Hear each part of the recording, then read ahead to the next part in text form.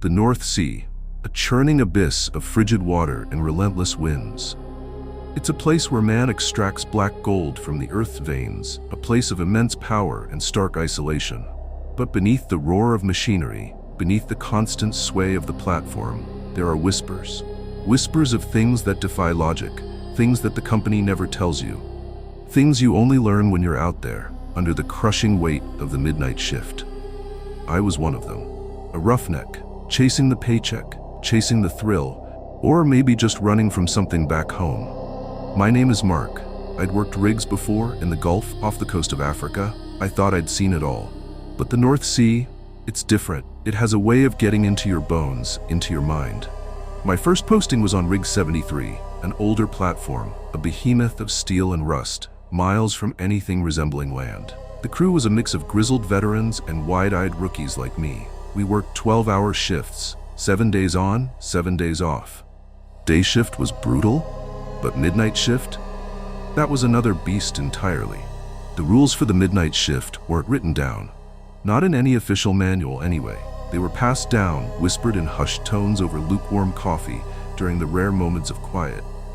The first rule, the one everyone learned quickly, was simple. Never look directly into the deep water after 2 a.m. Not for more than a fleeting glance, anyway. The veterans would just shake their heads if you asked why. "You'll see things, kid," they'd say, their eyes distant, holding a flicker of something unsettling. I always thought it was just superstition, a way to mess with the new guys. Until I saw it. It was my third night on the midnight shift. The air was thick with the smell of diesel and salt. The waves crashed against the platform legs, a rhythmic, unsettling thud. I was on deck, checking pressure gauges, the wind whipping my hair. The moon was a sliver, barely piercing the thick cloud cover. I glanced out, a habit, then paused. Something moved in the water far below, not a wave, not a seabird. It was too large, too deliberate. A dark, undulating shape, vast and slow. My heart hammered against my ribs. I stared, compelled, ignoring the unwritten rule. And then, for a split second, I saw it. 2 pinpricks of light deep within that darkness, like embers burning under the ocean's surface. They weren't reflecting the moon, they were emitting light. A cold, ancient light. I tore my gaze away, my stomach churning. My hands were shaking. I told myself it was fatigue, the play of shadows, the isolation, but the image was seared into my mind. Those lights. The second rule. Always keep the floodlights on, even if the generator flickers. Especially if the generator flickers. We had an old backup generator, prone to coughing and sputtering. If it went out, the main floodlights would dim, sometimes for minutes, before kicking back in. The first time it happened on my shift, Old Man Jensen, a man who rarely spoke above a grunt, grabbed my arm with surprising force. "Don't you dare touch that emergency switch, boy," he rasped, his eyes wide. "Let it come back on its own. Just wait." He was staring at the railing, his knuckles white. I looked where he was looking. The darkness, though brief, felt absolute. It swallowed the rig's edges, making the platform feel like a tiny island adrift in an infinite blackness. And in that brief darkness, the sounds changed. The hum of the machinery seemed to recede, replaced by a low, mournful groan that seemed to emanate from the very depths of the ocean. It was subtle, almost imperceptible, but it was there. And it was terrifying. When the lights finally surged back to life, Jensen let out a long, shuddering breath. "They don't like the dark," he mumbled, more to himself than to me. "They get curious." The third rule was perhaps the most unsettling because it involved the crew. Never acknowledge anyone who appears on deck after 3 a.m. if you don't recognize them. This wasn't about strangers from other platforms. Security was tight. This was about faces you simply didn't know. This rule was harder to follow than it sounded. Fatigue plays tricks on the mind. You see a figure in the distance, silhouetted against the dark sky, and your brain tries to make sense of it. It tries to assign a familiar face, a known colleague. But sometimes it couldn't. One night I was making my rounds, the wind howling around me. I saw a man by the helipad, staring out at the sea. He was tall, gaunt, his back to me. I thought it was Liam, one of the newer engineers. I called out, "Liam? Everything all right?" The figure didn't move, didn't even flinch. A cold dread began to creep up my spine. Liam always turned, always. I called again, louder this time. Still nothing. The figure stood perfectly still, like a statue carved from shadows. I took a step closer, my heart thumping. And then he slowly turned his head. Not his body, just his head, at an unnatural angle. His face was obscured by shadow, but I could feel his gaze, heavy and ancient on me. No, not Liam. Definitely not Liam. The air around him felt colder, denser. I froze. My instincts screamed at me to run, but my feet were rooted to the spot. After what felt like an eternity, he slowly turned his head back to the sea. I didn't wait. I practically sprinted back to the control room, my breath ragged. The other roughnecks, seeing my pale face, didn't ask questions. They just nodded, grimly understanding. Saw one. Did you, Mark? Old Man Jensen asked, his voice low. I just nodded, unable to speak. These weren't just superstitions. They were survival protocols. Unwritten, unspoken, yet as vital as any safety manual. They were the rules that kept us from going mad, or worse. The fourth rule concerned the communication lines. If the radio goes dead, completely dead, for more than 5 minutes and you're the only one in the comms room, don't try to fix it. Just wait. And whatever you do, don't try to send out an SOS. This one always baffled me. Why wouldn't you try to get help? But the fear in the veterans' eyes when they spoke of it was palpable. It happened to me, of course. Everything eventually did.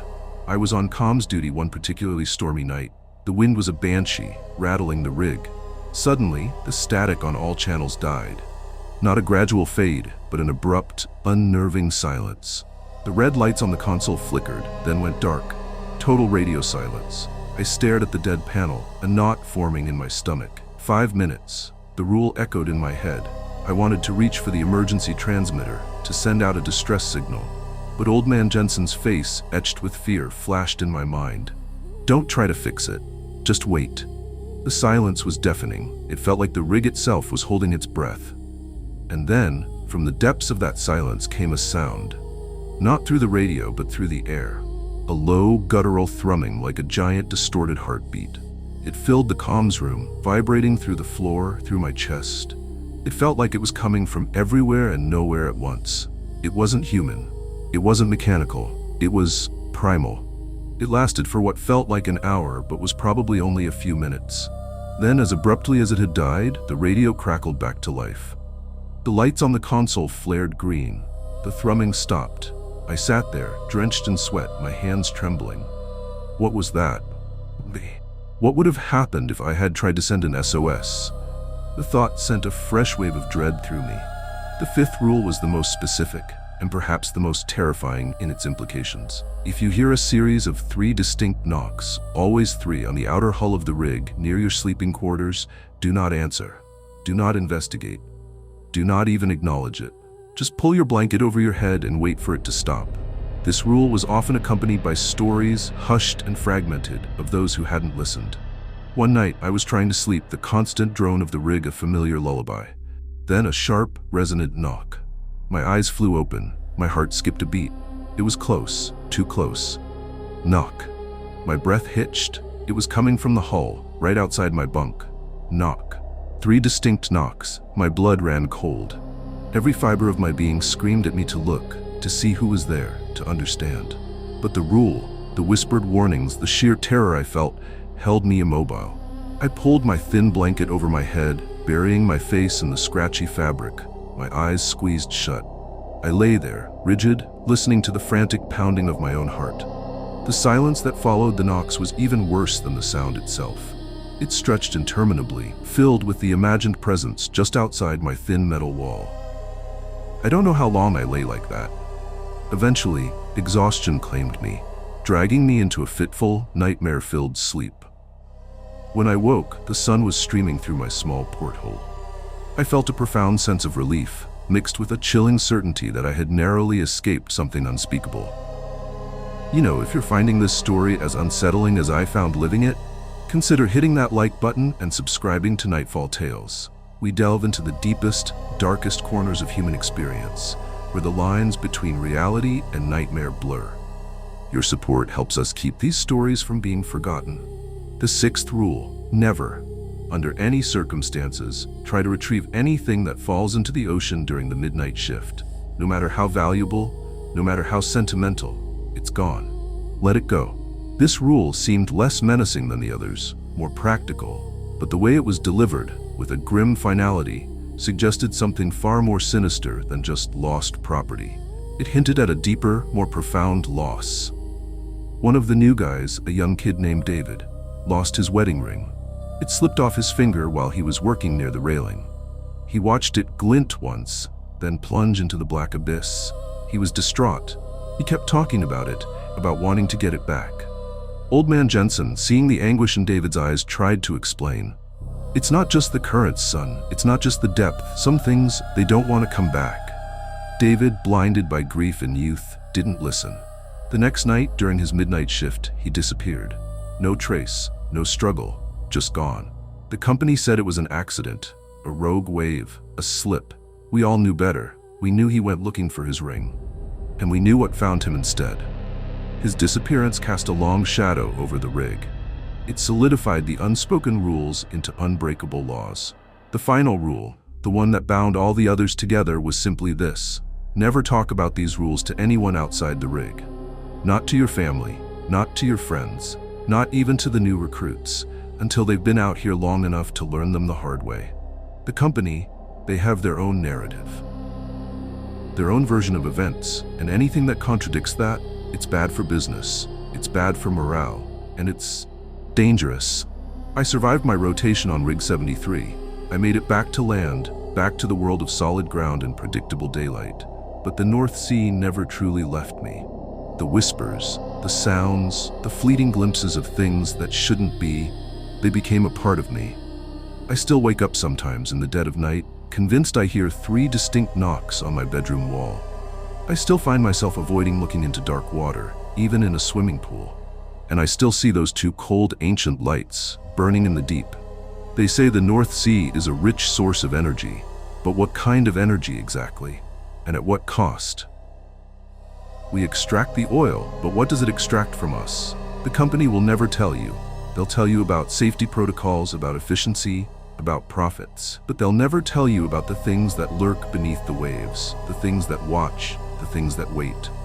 They'll never tell you about the true cost of the midnight shift on Rig 73. Because some truths are too terrifying to speak aloud. And some rules, well, some rules are written in shadows, in the cold, dark depths of the human psyche, and in the endless, unforgiving expanse of the North Sea. And once you know them, you can never truly unlearn them.